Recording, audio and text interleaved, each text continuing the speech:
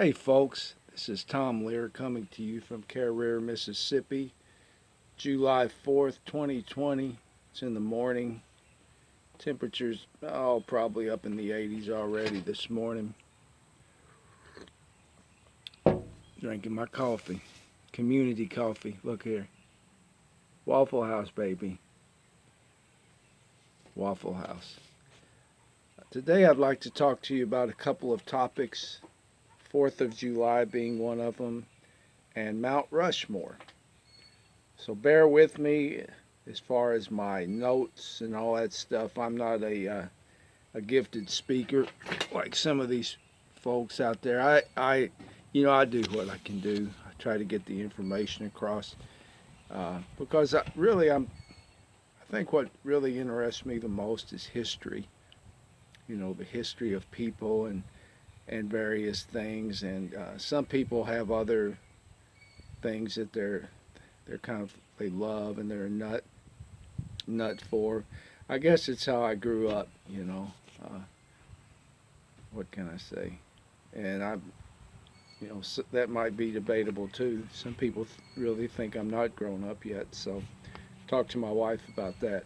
But 1776, the Declaration of Independence. Remember that when we declared our independence from Great Britain? Taxation without representation. Kind of like what's going on today, isn't it? A lot of different laws and monies and taxes are being made, and you really don't have any say in it, even though we vote for people that are supposed to be um, taking our interest to heart. It seems once they get where they're going, they kind of forget about us, at least in this area. Um, Anyhow,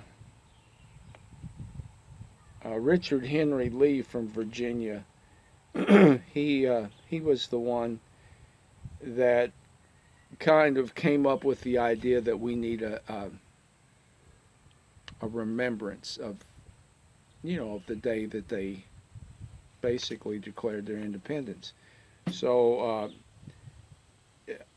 July 4th, they decided to make that the day. Um, it's been a federal holiday since 1870. It's 244 years ago that this was enacted. We celebrated with fireworks, or before it was actually considered a federal holiday, they did celebrate it with various things.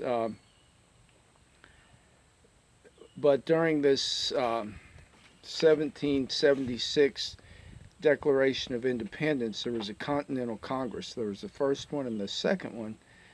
And in 1774 to 1781, when they were going through all these things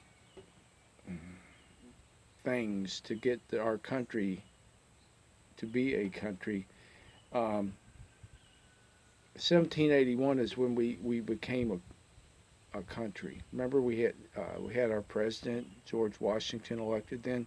Well, during that other time period, um, there were 10 other presidents of the Continental Congress.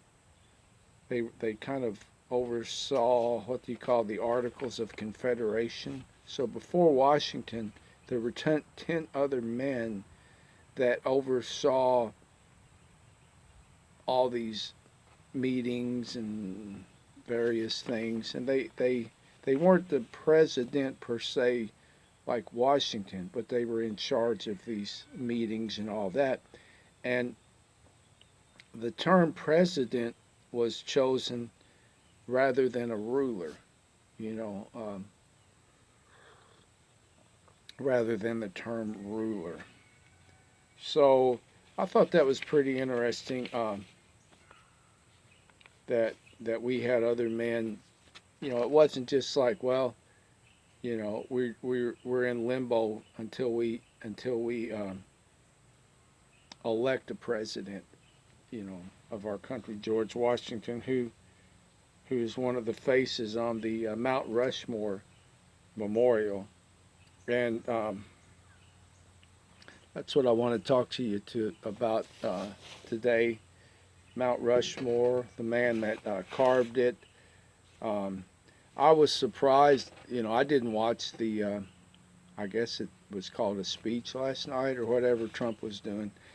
Uh, he basically, they had a burn ban on, because it's fire season out there in South Dakota, but he didn't pay any attention to that. He makes his own rules. I figure he's probably always made his own rules because he's had the money to do it and nobody's ever stopped him. And to me, that's a dangerous person. I've had to abide by rules all my life. And if not, I've had the consequences served to me, but I don't want to start on that. Anyhow,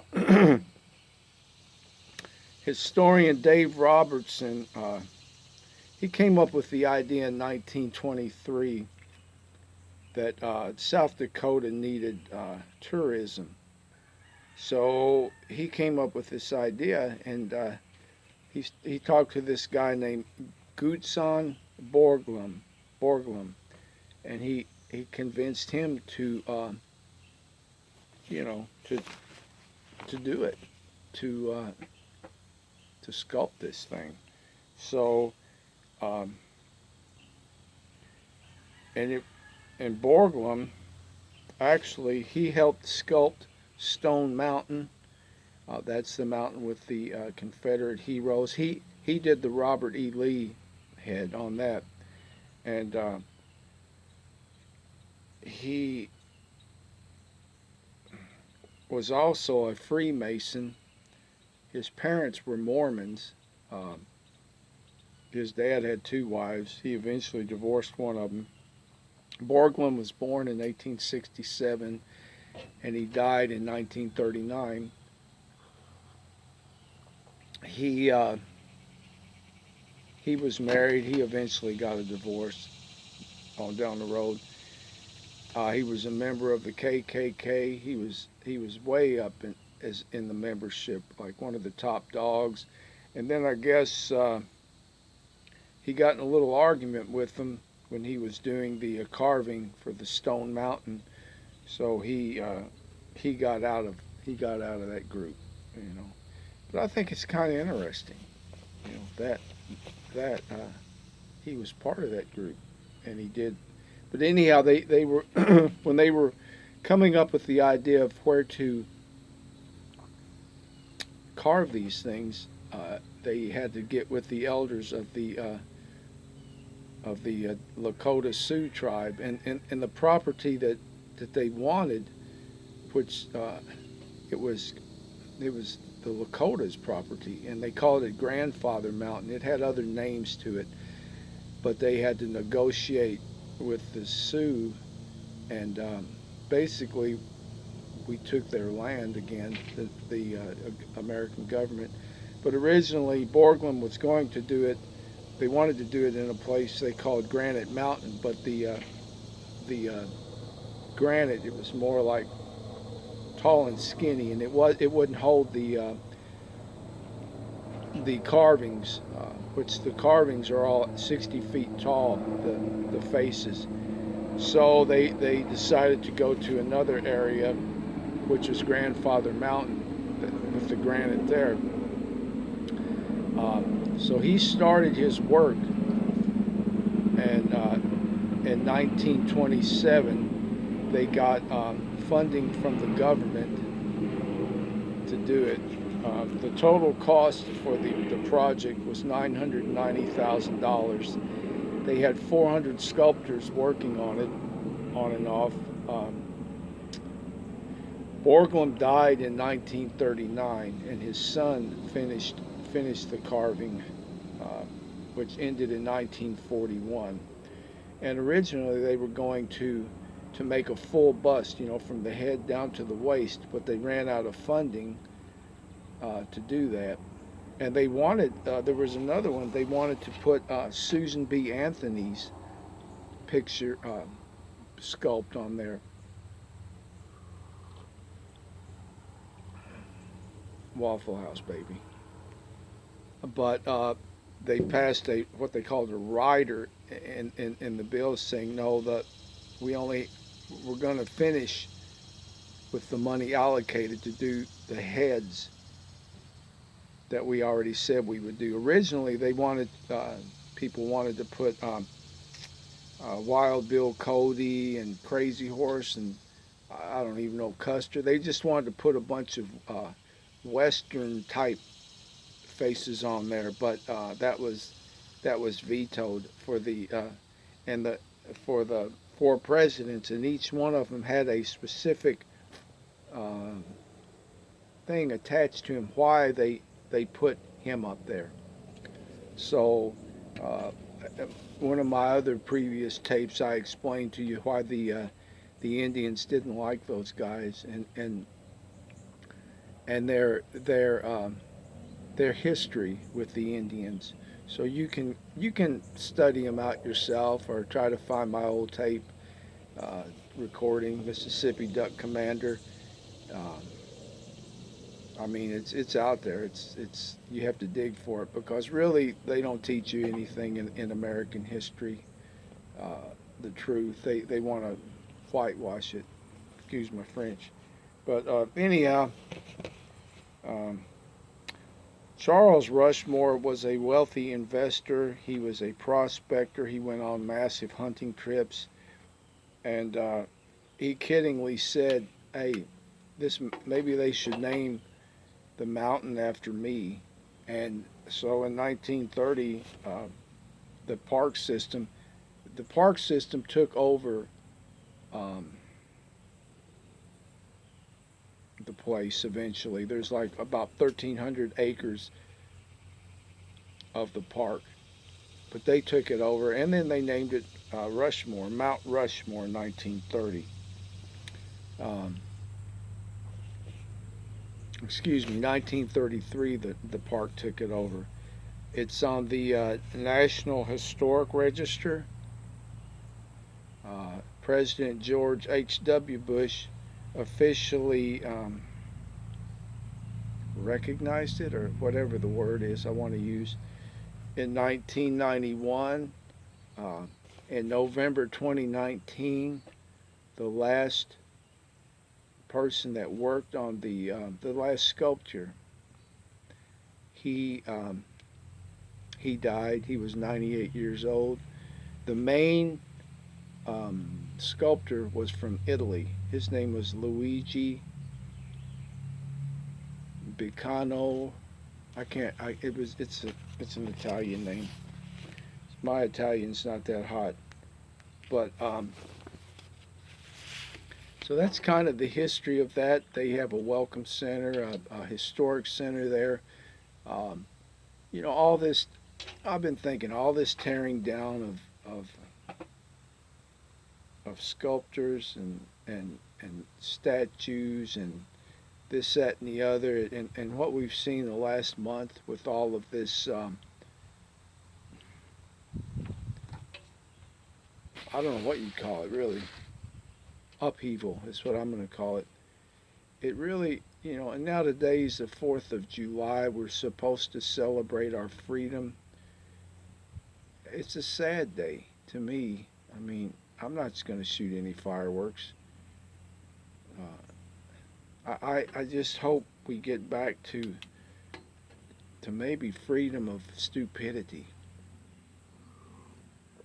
or freedom from stupidity. I bet you $1 if you studied any race or any type of person, you're going to find somebody who did some pretty bad stuff. Um, and I sympathize with my black brothers and sisters. I, I'm I'm not a racist. I've had black roommates. I've played in bands with black people. I've lived in black neighborhoods. I mean, I've been to black churches. I've got black friends. Um, I've got acquaintances, semi friends that are uh, that are Mississippi, Kentucky black racists. I'm going to lay it out to you. And black folks, you guys are racist too, to an extent, against white folks. Uh, nobody's perfect.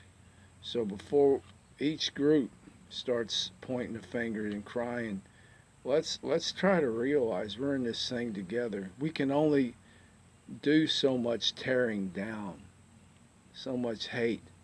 We got to stop it, man. You look at the news, and there's never any good news anymore. Uh, there barely ever was anyhow. But it's like it's overload. We don't want to see another person. You know, this, that, and the other. Oh, it's news. No, just okay, but forego it. You know, I mean, and I'm thinking, how much can a human body really take of all these negatives and this bullshit that's happening? You need to step back and maybe cleanse your mind or yourself from it, and be thankful that we live in a country. It's not perfect, folks, but it starts with one on one, your neighbor. Your neighbor. That's who it starts with. You could take down a flag like in Mississippi. I actually ran last year for state senator as a Democrat of this district, and it had been 35 or so years since a Democrat had even run, and they called them Dixiecrats back then. They weren't progressive Democrats, and I ran, and 35 years since a Democrat had held the post or even ran, and I ran against this person, and it's no lie, she's the biggest, probably one of the biggest racists in the legislative session. Legislature. I've talked to actually even Republicans that are in the legislature, and they don't even like her. Uh, but she voted against changing the flag. She even tried to stop the bill, the Mississippi state flag, from even coming to fruition. She flies a Confederate flag in front of her house. She doesn't even know where the African American part of town is. But again, she's supposed to be, serving their interest. So that's kind of what I was up against. And you know, I've been into the black community. I've been to the churches, the houses, the homes, blah blah blah blah. And I sympathize with them. Actually, I do, especially down here in Mississippi. But again, I'm saying it comes from one on one. If you want to get to know somebody, then you have to make the first move sometimes. See, you have to do it. You can't presuppose that. Like my aunt said, she's very racist, and she doesn't like Mexicans. So she said, "Well, I wonder. That's probably why the dogs chase them, because of the smell, because they smell." And I thought, well, hell, dogs chased me when I was a male, man. Am I Mexican? But it's something that she grew up with in her, you know, racism is learned, prejudice is learned. My first taste of racism, prejudice came, I was probably about 5 years old. And I remember we had gone somewhere. We were in our car, and I was in the back seat, and my dad was getting back in, or else we were getting out. But there were some people next to us in the car, and my dad said, "Be careful, they'll cut your throat. They're Mexicans." What the hell? Who wants to hear that at 5 years old?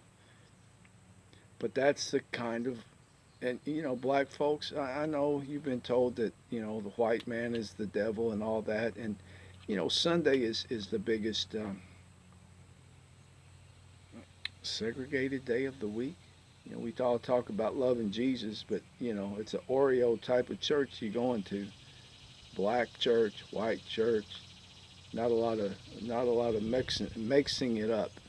So, before we all get on our high horses and talk about this, that, and the other, I think we need to do a checkup of really what's going down in our little personal life, your community, how you live, how I live. I'm not judging anybody. I'm just saying, before we start pointing fingers, he that is without sin, let him cast the first stone, right? So I think it's kind of amazing. I don't want to see him tear down Mount Rushmore or Stone Mountain. People say, well, tear down Martin Luther King statue. Yeah, where does it stop? All right, let's have a moratorium. We'll just tear down everything we don't like. Huh? Let's tear down everything.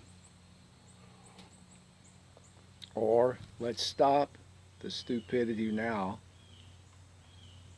and learn to live with it. You might have people in your family that you didn't get along with. I don't, but you might still have some pictures of them up on the wall. Uh, yeah, I mean that's a stupid analogy, folks. Just let's think about it before we get too damn crazy. That's what I'm trying to tell you. Uh, I'm for both. I'm for. Let's just work it out. There's always two sides to a coin. Always two sides to a coin. You know. Let's let's get to know our history first. Like I said, those faces up on Mount Rushmore, every one of them did bad deeds, and they did some good deeds too. So where does it stop? What about me in my life? I've done some bad stuff. Well, you gonna put an end to me because I'm Mr. Perfect walking around here? You can ask my wife about that. See, I mean, I'm just telling you. I'm just telling you how it is. I think we just need to stop, put it on simmer for a while or low heat, and start building up our country again. Hell, I don't know if we're going to be around much longer. People believe in the second coming of Christ, and so if he's coming back, then we really don't have much time to do anything. We can't. Let's not spend it being dumbasses. Is what I'm trying to tell you. Let's try to be nice to each other. Huh? If you have any grievances with somebody or your relative, doesn't the Bible say that? You know, take care of business like that. Uh, but not by tearing down. It's easier to tear something down than it is to build it up. See, it doesn't take anything to tear something down. So I don't know how I got off on all that, from the 4th of July to Mount Rushmore to racism. But let's stop it. We can only beat that damn horse for so long, huh? You can beat a dead horse for so long. And, you know, that's just my philosophy on the whole thing. It's all I'm trying to tell you. I've just come here to talk to you, the few of you that listen, and this, that, and the other. Let's build something up. Let's make it our day to build somebody or something up. We live in a free country, freedom, at least freedom as we know it. I've been to Mexico, I've been to Canada, I've been to Korea. Uh, whole different things going on over there. I was in the service in Korea, and it was like a third world country over there. It really was. And where I was, Camp Humphreys. Look it up. Look it up on Wikipedia. They basically, after I left, they pretty much bought the whole town out, and they consolidated the Army and Air Force base, and they moved things down from Seoul. It's the largest, most expensive military project ever done. Ever done. Billions of dollars. Look it up. Camp Humphreys. Why? Why are we in all of these countries? We've got our GDP for military spending is over 50, I think it's 55% of our GDP is for military. We've got a presence in over 1,000 places in the world as far as bases and presence. Folks, we don't, why are we still over there with troops in foreign countries? Bring them back. I was in the military. I can say that. Bring them back. Let's divert some of that GDP into building up America again. You know, we can forego the screwed up economy. You can, if Trump can earmark X amount of dollars for a wall, we can turn this shit around and start earmarking it for America. You know, he just played on the fears. Basically, is what he did of people. That wall is a whole other story. But I'm not going to get off on that. 4th of July, Mount Rushmore, part of our American history. You might not like it. I might not like Juneteenth. Oh well. I might not like the Martin Luther King. Oh well. You might not like it. Or you might not like Mount Rushmore on the 4th of July. It might mean something else to you. Oh well. Then go drink a cup of coffee and relax. You can't change it, folks. It's here to stay. So uh, just live with it. Build somebody up today. Build something up instead of tearing it down today. All right, y'all. Enough preaching. I hope you have a great day. Go hug your dog. Goodbye.